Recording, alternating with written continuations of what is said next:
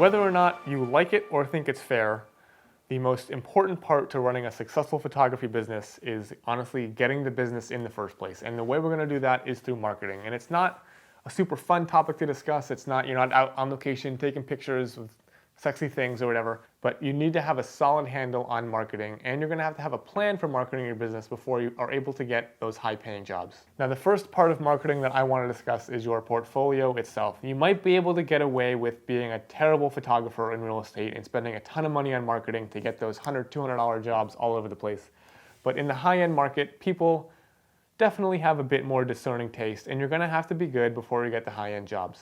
So before you even start marketing, you're going to have a body of work that you can use to market with. And of course, you want that body of work to be as good as possible. Well, how do you know that your images are good? I want you to go buy architecture magazines, design magazines. I want you to look at the quality of photography and you be the judge, right? I personally like to look at the advertising. I think editorial quality can fluctuate wildly, so I like to look at the advertising. Some of those ad buys in major national and international magazines can run into the hundreds of thousands or millions of dollars for a campaign.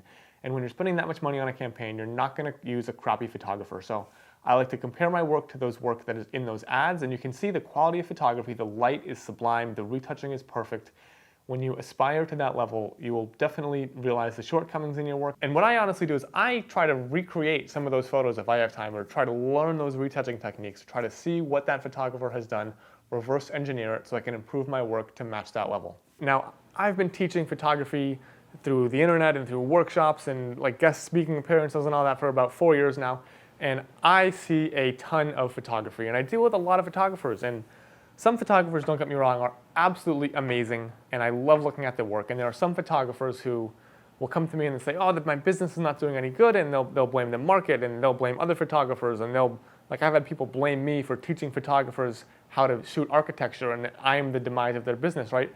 But if you look at their portfolio is a really weak link that they are not ready to acknowledge. And you have got to be completely honest with yourself, sit down with an objective lens, look at an advertisement in a high-end, in a national or international magazine, look at the work that top architects are using, top hotels, and compare it, to your work or their work or whoever's work, and really try to spot the differences. Now, this really highly polished, refined work is going to look much, much better than some of this more amateurish work where people are blaming the market or they're blaming something else other than themselves.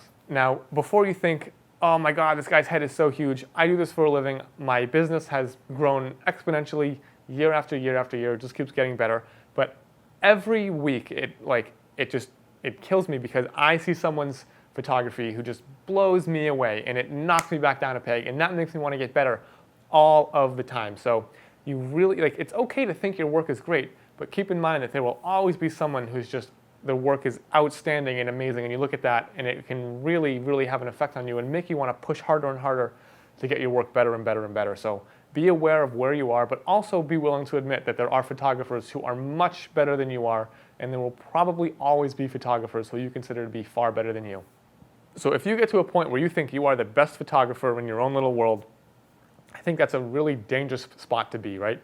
You should always be looking at other photographers' work and seeing what you could learn from their retouching, from their lighting, from their processing and composition, and use that to improve your own photography. So to conclude my little ramble here, you should always be evaluating your portfolio, kind of keeping an eye on what the industry is doing, and just sort of always refreshing your portfolio. There are things that have fallen out of style that 5 years ago might have been amazing, the way I lit it or the way I retouched it. That might have, again, fallen out of style. I've replaced it with something new, something more current, something a bit more in the market, if you will. So, for example, I used to use a ton of exterior lighting on my twilights. It was new. The market really hadn't seen it. The technique was like, it was amazing, right? But now I'm kind of maturing in my work. The market is getting away from that. It kind of became a little bit passé.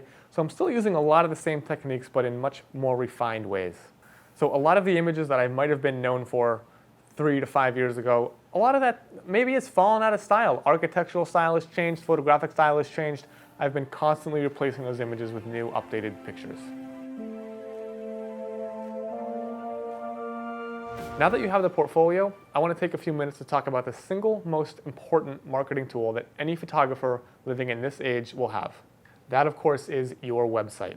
Think about all of the services that you find online.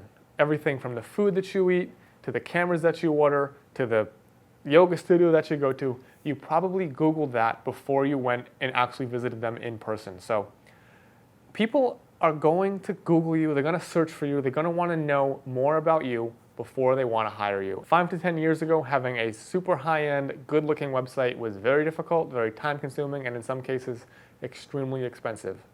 Luckily today, it is super easy to have a great website. There are so many services. You can use Squarespace, you can use Photofolio, you can use Wix. There's a lot of ways to get a great website. Again, there is no excuse to not have a very good website. So what actually makes a good website? Well, it really depends on the market that you're trying to get into. If you're just trying to break into the market, you're not really going for that high-end, expensive photography market yet, you're probably going to want to have a lot more text, a lot more information on your site.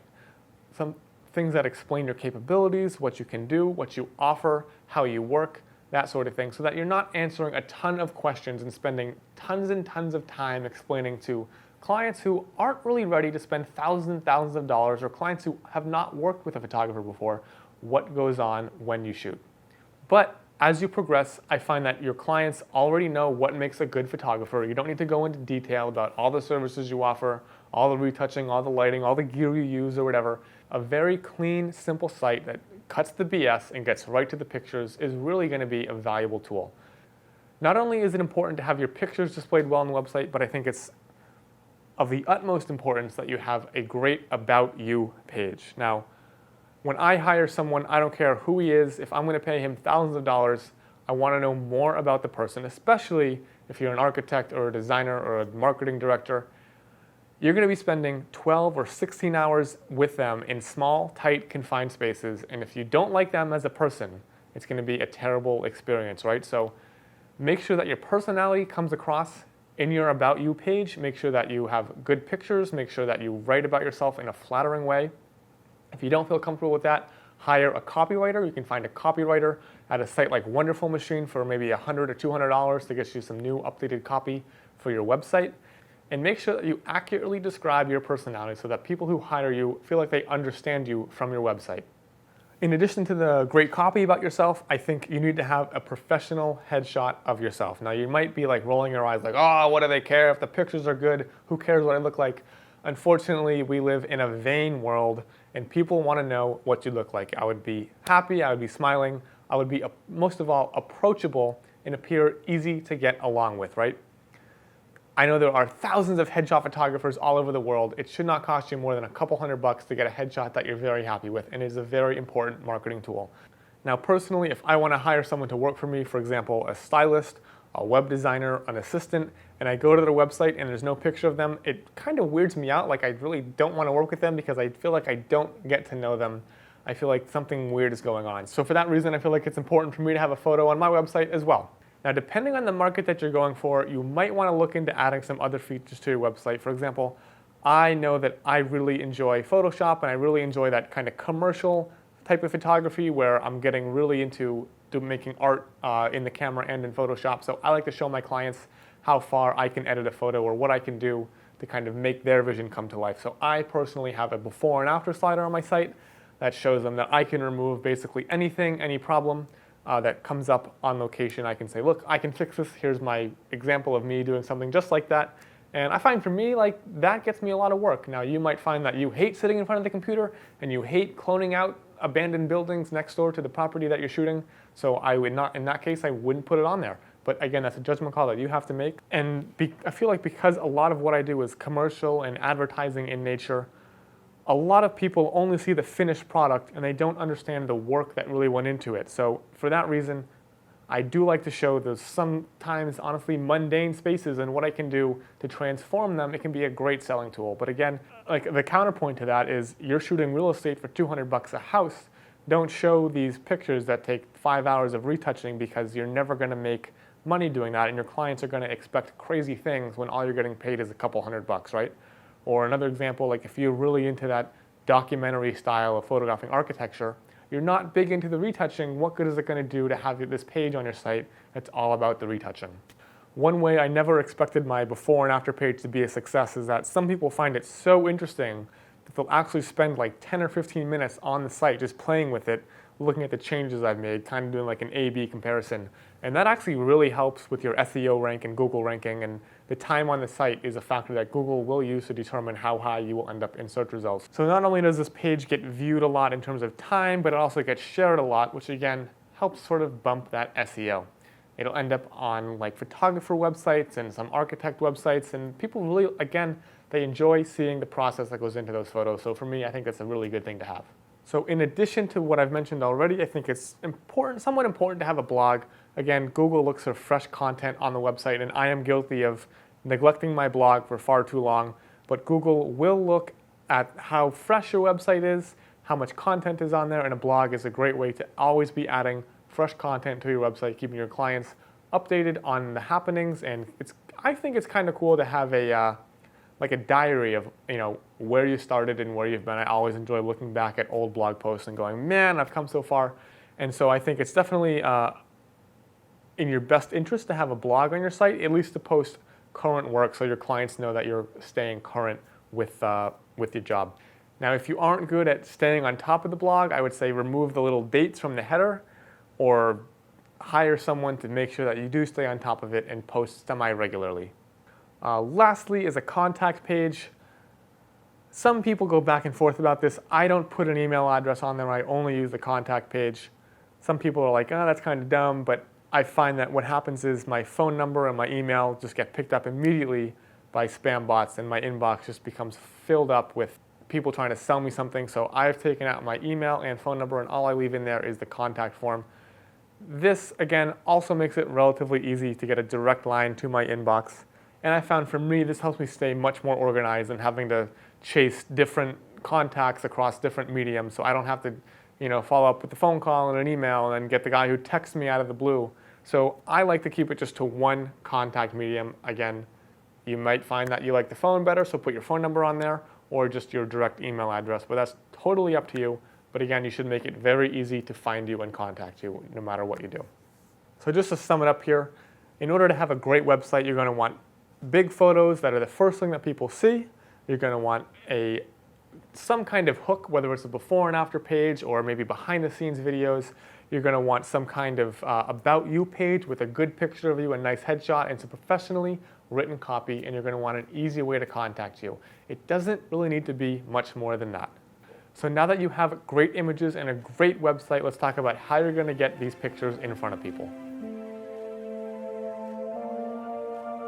I want to take a few minutes and talk about common marketing techniques and talk about things that have worked for me, things that haven't worked for me, and just a couple of my general thoughts on marketing in general. So when I was first starting out, I would literally go door to door like a salesman or something, trying to get my work in front of people. And this worked relatively honestly well for like real estate and the low end of the market, and it can be a little bit nerve-wracking, and it's tough to actually get the drive to go out and literally go door to door and just make a list of businesses and go after all of them.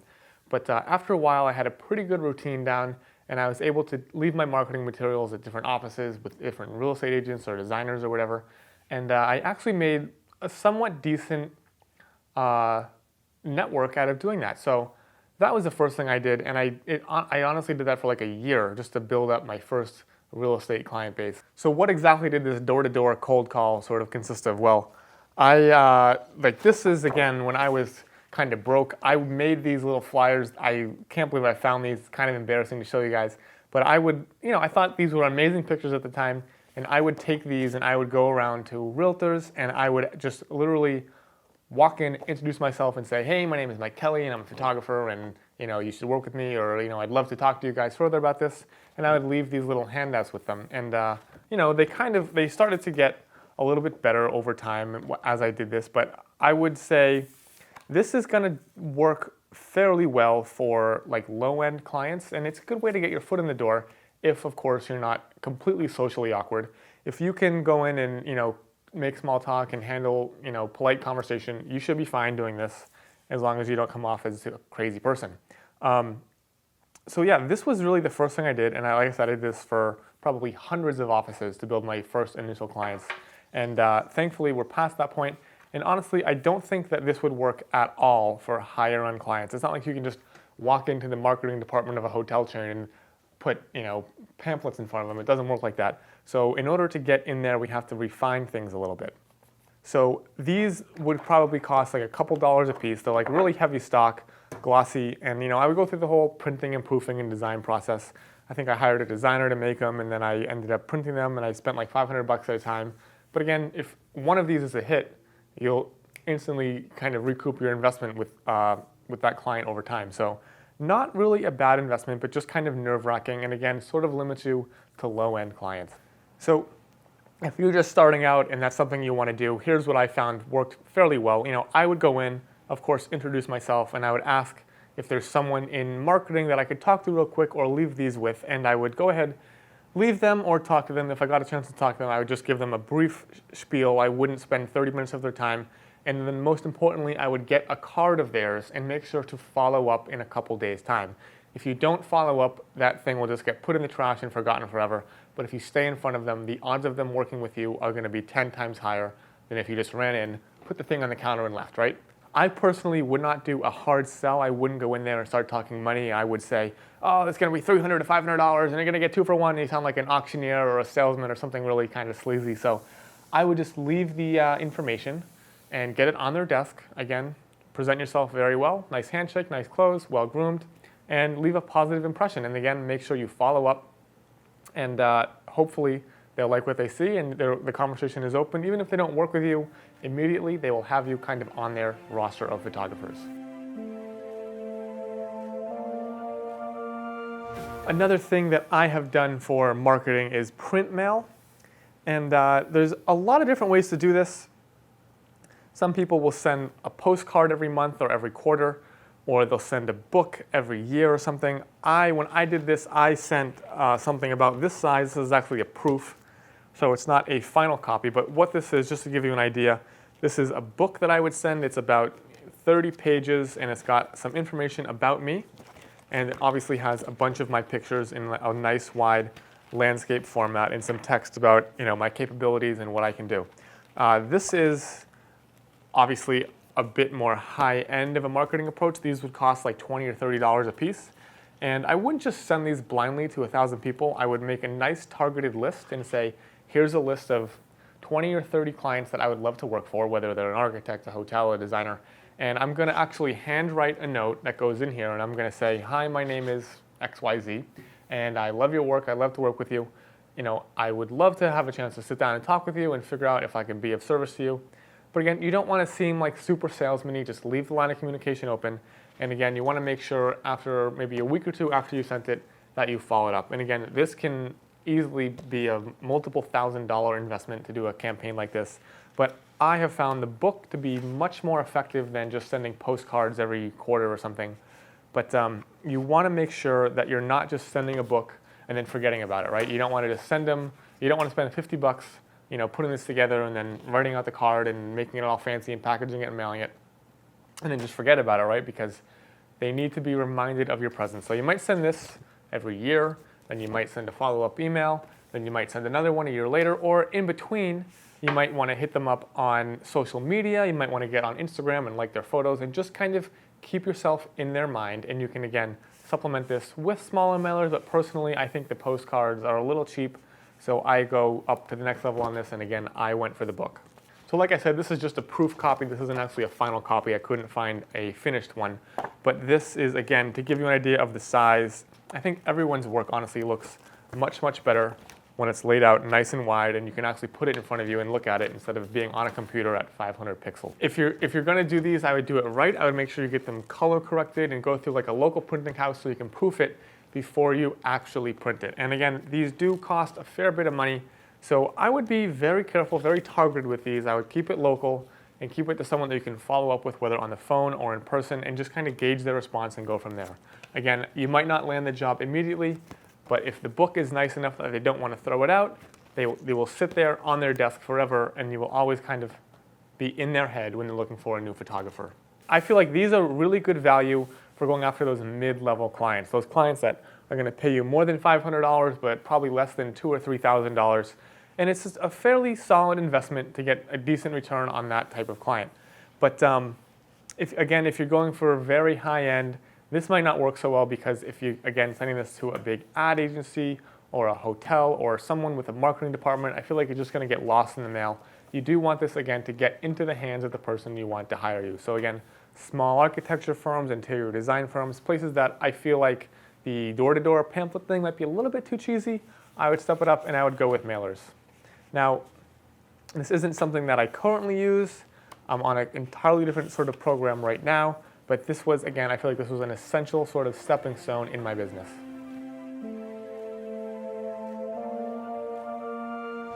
So the next level of marketing after the sort of small format portfolio book or brochure or whatever is, I think, the printed portfolio. And this is an 11 by 14 custom made, it's got my logo on there and everything. 11 by 14 print portfolio with all of my images in sleeves printed on nice matte paper. And these are basically the evolution. We've gone from like that scattershot approach of just kind of walking in or even just email blasting to walking into a place to narrowing it down further and further to maybe sending 20 or 30 very directed catalogs or books to potential clients. And now this is the next evolution of that, and this is what I bring when I'm going to actually meet with a potential client, or they've seen my marketing, they've seen me, and they've reached out to me, and I want to meet with them in person. This is what I'm bringing, and this is what I do most of my marketing with. I've got a bunch of these, and they are expensive. It was over $1,000 to have these made, and again, they are all super high quality, embossed, and custom sized and everything, and they've got my color palette and branding throughout.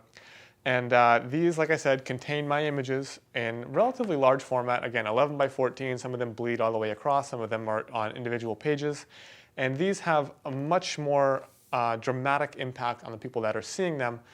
And you can actually see them nice and large, and you can get up and see amazing detail that you wouldn't otherwise see on a screen or in a smaller format book that you might send to your clients. And so instead of using a printed book, since these prints are all like $5 or $6 a piece, I like the changeable sleeves that I can pull the work in and out of. And again, because these are such a big investment, it's almost like a mini website here. I'm constantly changing imagery and putting new things in, taking old things out. But again, these are super expensive, and I will only bring these with me on a shoot, or I will send them in like a self-addressed box, and I'll FedEx it to a client or an agent who wants to see my work, who they're gonna either shop to their client or look at and then send back to me, and that will help them to make their decision if they want to hire me or not. So this here is like the Rolls Royce of my advertising. Again, very one-of-a-kind, custom-made books that I'm personally bringing to my clients or sending personally to my clients with the expectation that they will return them after they've made their decision on hiring me or not. And the company that makes these is, I think it's called Hartnack and Company, and they are based in the UK. And again, all their sizing is a bit bizarre, but when I went and tried to make a custom-made portfolio book, they looked like an amazing option. And I really appreciate the whole handmade, unique, one-of-a-kind thing, rather than having to go through more of a cookie-cutter thing like Blurb. I really wanted, again, to kind of stand out and have something that you pick up and you go, wow, this is awesome. And like you open it up and you see all these little cool details that carry my branding throughout the book is a very cool touch. So next up, we're going to talk about email lists. Now, an email list could be one of many, many things. It could be a list that you curate yourself of clients you want to work for. It could be a list that you buy in a batch of tens of thousands from a big list-selling company. There's a bunch of them online. I'm sure you've heard of them. Or it could be somewhere in between. It could be a list of all your previous clients that you just periodically send out updates to remind them of what's going on. So I'm going to talk about first the big thing here. I want to talk about, I get a lot of questions from photographers. Is it worth it to buy an email list and sort of become part of one of those email marketing services? And your mileage may vary here. I personally have found that those giant mass email lists are not worth the money that you pay. It could cost you thousands of dollars a year to acquire one of those. And just think about how many emails you get. And I think about how many emails I get as a business owner. The amount of unsolicited email that I get is simply staggering. And I think about when I get those emails, I'm on the phone, I'm in the car, I'm trying to work. Not that I'm emailing in the car, but like you see them, you pop up, you ignore them, you don't worry about it. I would say you're wasting your money when you're already going after, stressed out, high-end people in the industry. A mass one-size-fits-all email approach is not really going to capture anyone's attention. So there's a bunch of reasons why I think this is not really worth it. First of all, Google has gotten really good at filtering out those mass promotion email lists. If you have a Gmail inbox, you have the promotions tab. Personally, I don't even look in there. There's probably tens of thousands of emails that I've never checked that are in there. And it's not a very personable thing at all. Like when I get a mass email from a company trying to solicit business out of me, if they don't know who I am and I don't know who they are, and most of the time they're outrageous claims, it's just generally annoying. So I think if I don't like that kind of emailing, I feel like someone who's in an even more high stress position is not going to pay any attention at all to mass email blasts. Maybe 5 or 10 years ago this could have worked when the volume of email was a little bit less, but today I feel like email is just taking over our lives, and I don't really feel like this is a way to get into someone's Rolodex, if you will. So there is one way that I think email is pretty effective, and that is if you have a list of all your current clients. I send out maybe like a monthly or bi-monthly update to keep my clients sort of abreast of what's going on. So if something really big will happen, like if I've got a feature in a magazine, or if I was featured on a website or the cover of a book or whatever, I will put together a little email blast with a bunch of news updates, and I'll say, hey, check out our latest publicity. And a lot of my clients do this as well. And honestly, like I'm happy when I see that my clients are doing very well and I get those updates, especially when their emails feature my work. So if you have a list of all your clients and you want to keep them sort of up to date about what you're doing in the world, and you feature their work in those emails that go out to everyone, that could be a very good way to keep yourself in front of your clients. Again, you have a direct line into their email inbox. They're going to be relatively interested because they've worked with you before, and they're kind of cheering for you on a personal level to be successful. So I would do that, but again, I would keep it. I wouldn't do it like daily or weekly, anything. I would do monthly, maybe bi-monthly, and only if there's something really important going on. I personally use MailChimp to do this. There are templates that you can use, and you can put your own pictures in there, and they look pretty good. You don't have to go crazy with it, but they do have some nice kind of cool sleek templates that you can use to make your email blast look relatively professional and also feature pictures and text. One cool thing about MailChimp is that they only charge you based on the emails you send.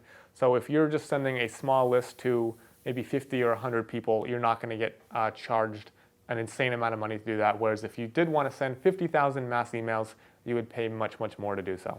One email-based tool that I have found relatively, honestly, useful is to actually just write a single personal email to someone that you want to work with. You can reach out to them, and you can't look like a salesman. You can't email them like, hey, like I'm desperate to work with you. I love your work, and I'd love for you to give me a bunch of money.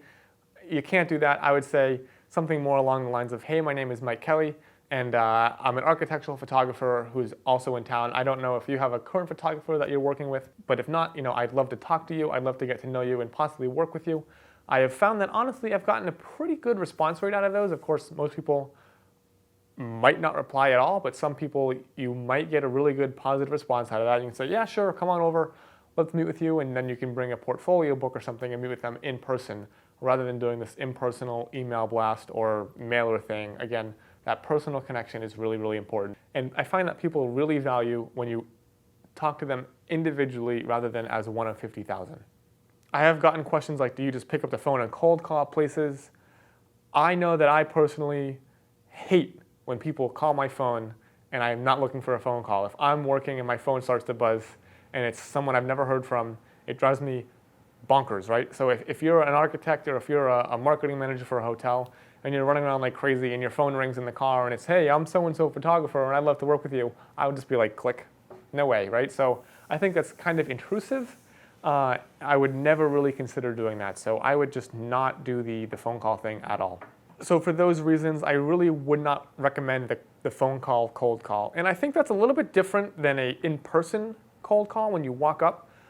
It shows a lot more effort and a lot more sincerity when you actually walk in and you give them a personal handshake. And that to me feels much more personal than just picking up the phone and bugging someone when they're trying to do work, So again, shy away from the phone calls.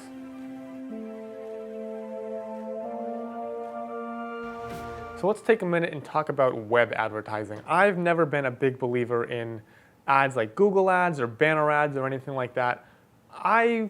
Personally, I don't really buy into a lot of internet advertising. I think it's too flashy in your face. I run an ad blocker. So I've never really been a big believer in the conversion rates of those ads. Some people say they're okay, but if I'm looking for a service, again, this is just knowing me, if I'm looking for someone to cut my lawn, right, and I go on Google, I'm probably not gonna click on the first ad I see. I'm gonna click on the first organic link that's probably gonna have great like organic Google reviews or Yelp reviews. Again, I don't really wanna go for that first advertised post. One thing that you can use are Facebook ads. I found that this was moderately successful when I was first starting out in kind of the low end part of the market. You can target Facebook ads extremely specifically. You can target them by location, age, profession, what they like. So if you're trying to target realtors or interior designers, for example, you can create pretty well done organic ads that will drive traffic to your site. Now again, I feel like this isn't that effective with the high-end markets. If someone's gonna spend tens of thousands of dollars on photography, they're definitely not gonna find you on a Facebook ad. But again, for the low-end stuff, you might find this to be relatively effective. Today, my clients aren't really going to be impressed by an ad online. They're gonna find me through articles written about me or my work in books or in magazines, or they're gonna see that a competitor is using me and they're gonna wanna reach out and say, hey, Mike Kelly shot for so-and-so. What if we got him in here to shoot for us as well? It might improve our image a little bit. And so for that reason, I think it's very important that you decide who you're actually marketing to and whether it's worth it to do marketing on the internet.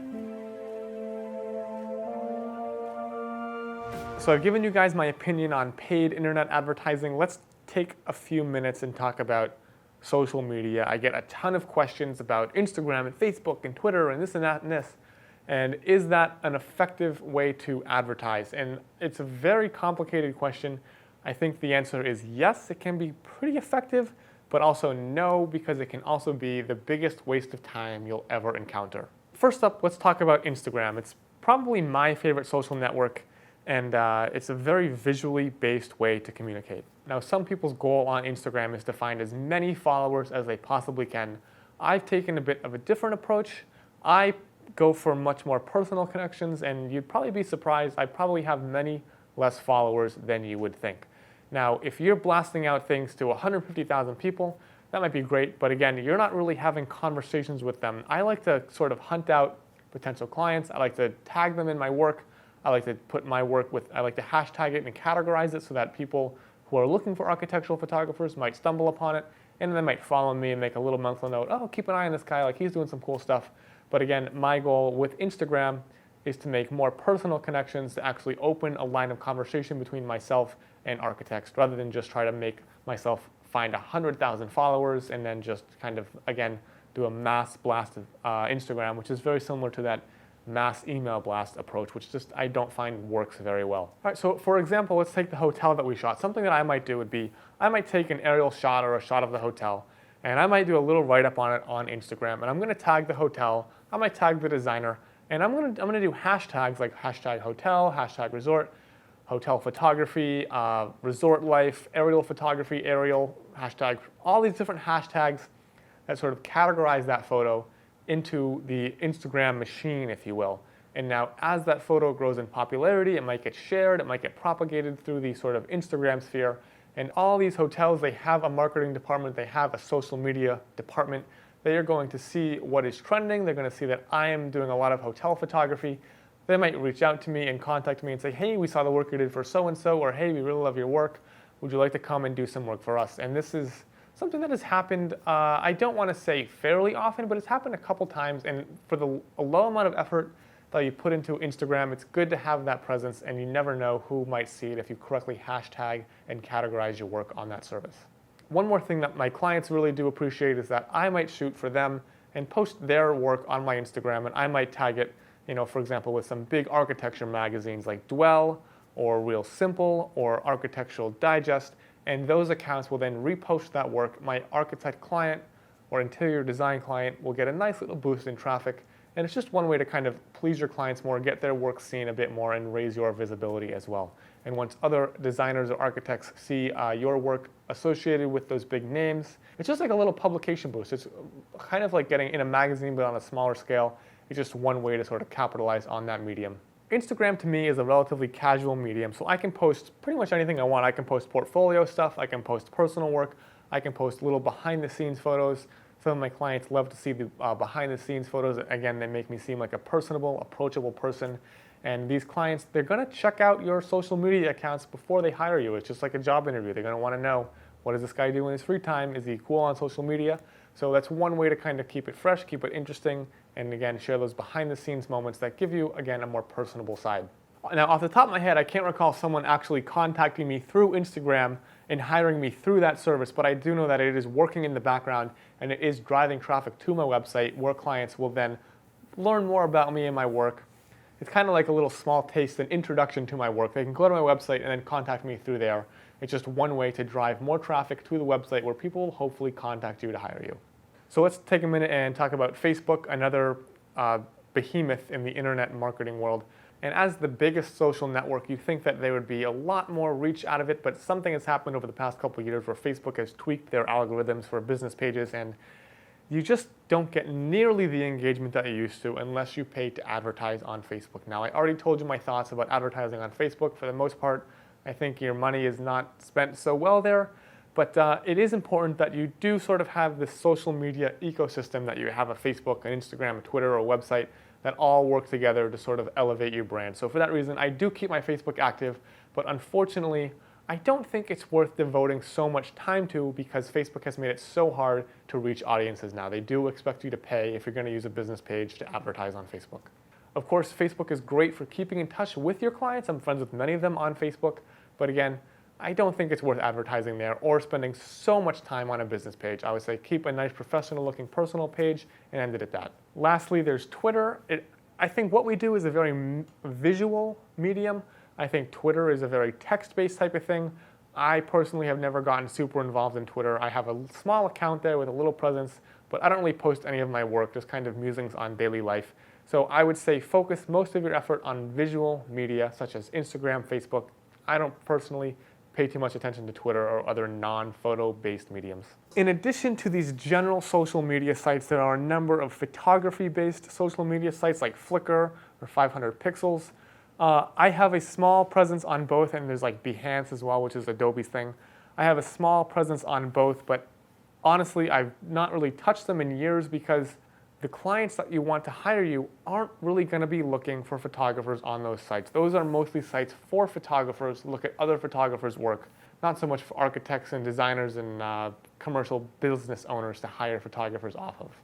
Now, of course, it is fun to get the likes and the hearts and the appreciation on all the social media sites, but you kind of got to take it for what it is. It's just something to sort of tie together your entire presence. I really feel that like you can spend so much time on it. It can be such a time suck. It should be a relatively quick thing. And what you should really be doing is focusing on the real marketing, which again is personal connections to your clients, whether through personal meetings with the portfolio or making your website much, much better so that they'll be more inclined to contact you in a professional setting instead of chasing what in the end are sort of meaningless likes on Instagram and Facebook.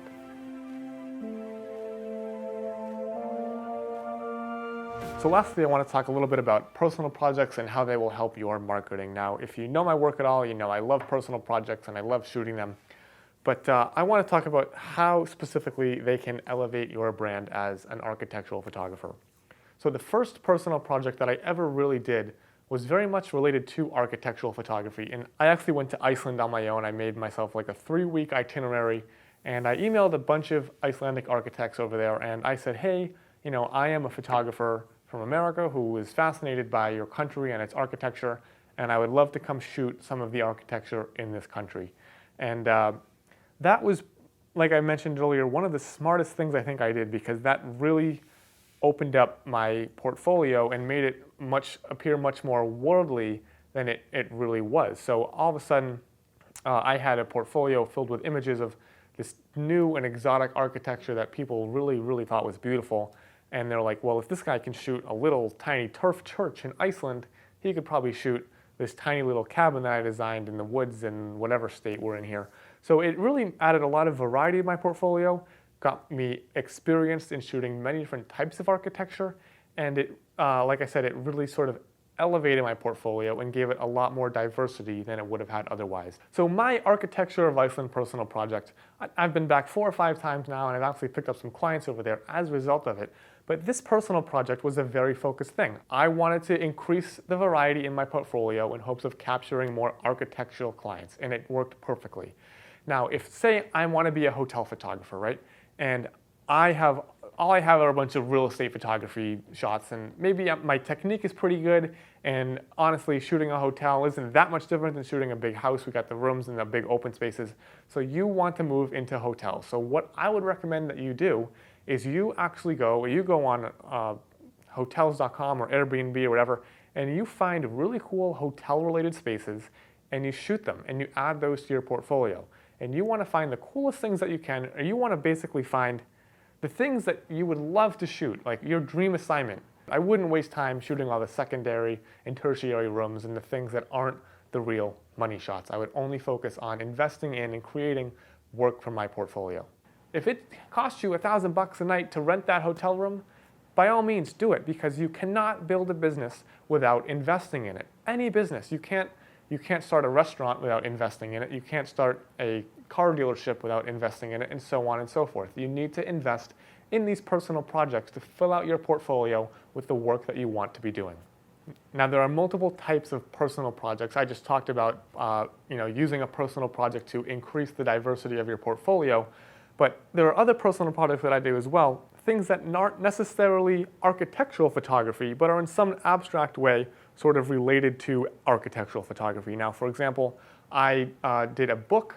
I love aviation, I love helicopters, and I love sort of the infrastructure and architecture of Los Angeles, my home city, right? So what I did is I thought, why don't I do a personal project, something kind of like a creative outlet for me.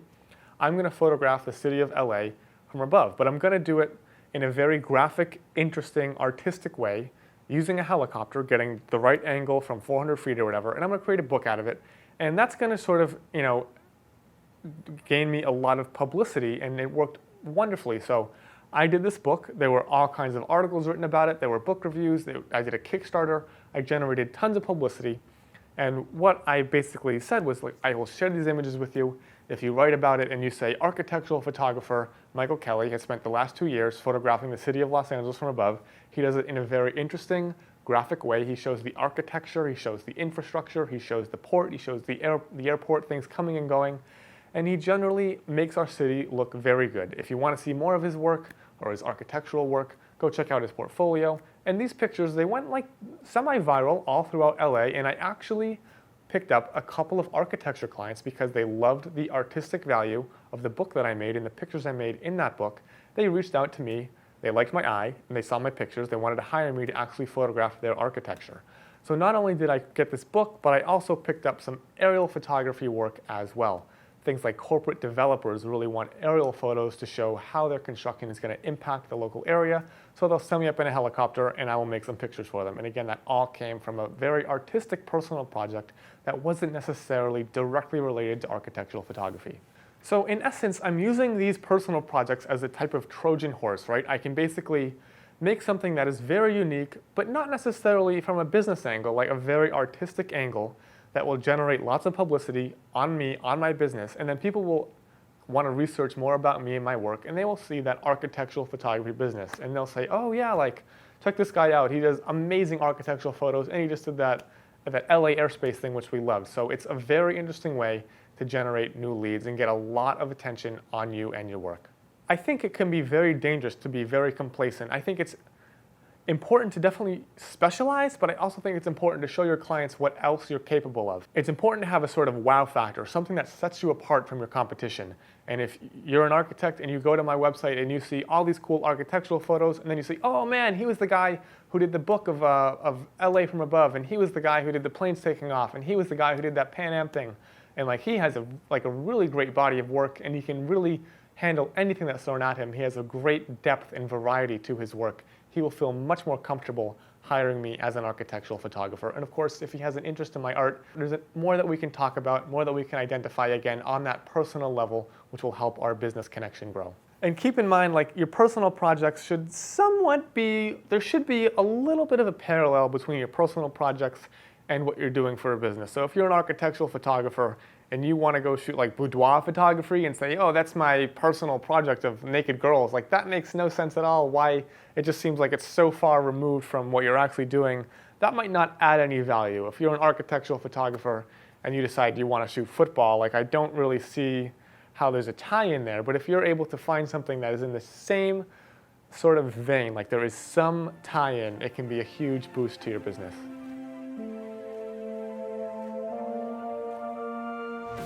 So to wrap this up, the big thing I want you to take away from all of these marketing techniques is that the goal here is to get as many eyeballs as possible on your work. Some of these techniques are really cheap and easy. Some of them are going to be much more daring and expensive, like a big, ambitious personal project. But again, you can sort of balance and figure out what you want to do. There are pros and cons to each of these. I'm trying to help you and explain to you what I have done to sort of take my business from fledgling real estate photographer maybe 8 years ago to what I am now, which is traveling all over the world shooting these wonderful, wonderful architectural projects. So I hope you see what I'm getting at here, and you can take all of these ideas and tweak them to your market and tweak them to what you want to be shooting. Of course, I'm not going to assume that you want to hang out of a helicopter and photograph Los Angeles. You need to find your own personal projects that you're passionate about that will tie their way back to your architectural photography business. And again, get those eyeballs on your business, get as much attention and fanfare around your business as you possibly can. So I hope that you're able to go out there and use all these different marketing techniques, from the social media to the advertising to the mailers and everything, the personal projects. I hope that you're able to take all this and create something really interesting, something that's going to set you apart from the rest, and that's really what's going to elevate your business to the next level.